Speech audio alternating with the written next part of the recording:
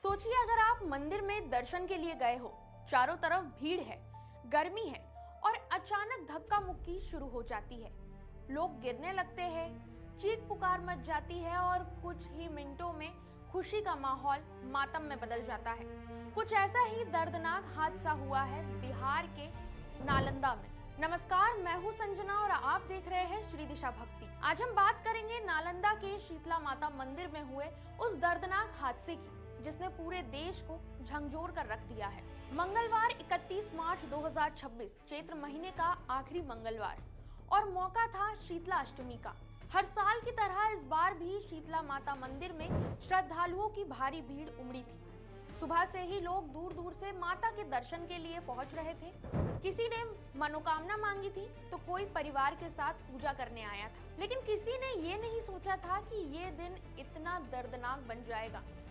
जैसे जैसे समय बीतता गया, भीड़ बढ़ती चली गई। मंदिर परिसर में लोगों को खड़े रहने तक की जगह नहीं मिल रही थी। शुरुआत में दर्शन के लिए लाइन तो बनाई गई थी, लेकिन भीड़ इतनी ज्यादा थी कि धीरे धीरे सारी व्यवस्था टूटने लगी। लोग बेचैन हो रहे थे, गर्मी और घुटन से हालात खराब हो रही थी और इसी बीच कुछ श्रद्धालु जल्दी दर्शन के लिए आगे बढ़ने लगे और फिर शुरू हुई धक्का मुक्की। कुछ ही पलों में हालात इतने बिगड़ गए कि लोगों का समझना भी मुश्किल हो गया था। अचानक अफरा तफरी मच गई, लोग एक दूसरे पर गिरने लगे, कई लोग नीचे गिर गए और जो लोग नीचे गिरे वो दोबारा उठ ही नहीं पाए।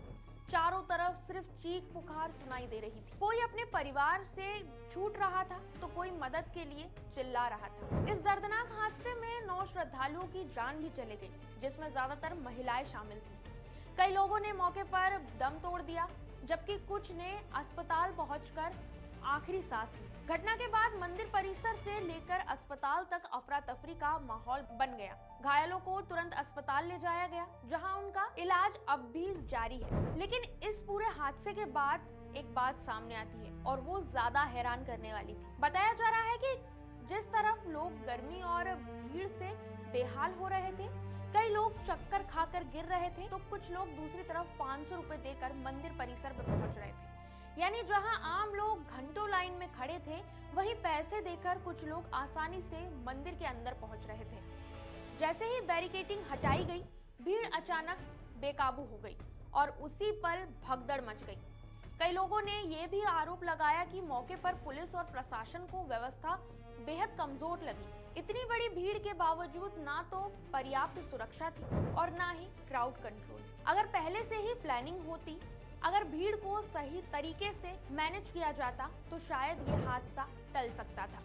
लेकिन सबसे बड़ा सवाल यही है कि क्या ये पहली बार हुआ है? नहीं, इससे पहले भी देश के कई बड़े धार्मिक स्थलों पर ऐसे हादसे हो चुके हैं। कभी वैष्णो देवी मंदिर में भगदड़ की खबर सामने आती है तो कभी सबरी माता मंदिर में भीड़ बेकाबू हो जाती है।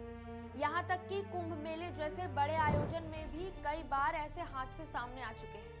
हर बार वजह लगभग एक जैसी होती है, जरूरत से ज्यादा भीड़, कमजोर व्यवस्था और थोड़ी सी लापरवाही। इस घटना के बाद प्रशासन ने तुरंत मंदिर और मेला बंद कर दिया है और पूरे मामले की जांच शुरू कर दी गई है। सरकार की तरफ से मुआवजे का ऐलान भी किया जा रहा है।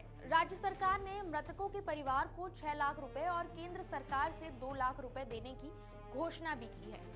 यानी कुल 8 लाख रुपए का मुआवजा घायलों के लिए आर्थिक सहायता का ऐलान किया गया है। लेकिन क्या सिर्फ मुआवजा किसी अपने को खोने का दर्द कम कर सकता है? क्या ये पैसे उस खालीपन को भर सकते हैं जो एक परिवार हमेशा के लिए झेलता है? शायद नहीं। इसलिए जरूरी यही है कि अब सिर्फ बातें ना हो, बल्कि ग्राउंड लेवल पर बदलाव हो, ताकि अगली बार जब कोई श्रद्धालु मंदिर जाए तो वो सिर्फ भगवान के दर्शन के लिए नहीं, सुरक्षा के साथ वो पहुंचे। ये हादसा सिर्फ एक खबर नहीं है, बल्कि एक चेतावनी है कि धार्मिक आस्था के साथ साथ सुरक्षा भी उतनी ही जरूरी है।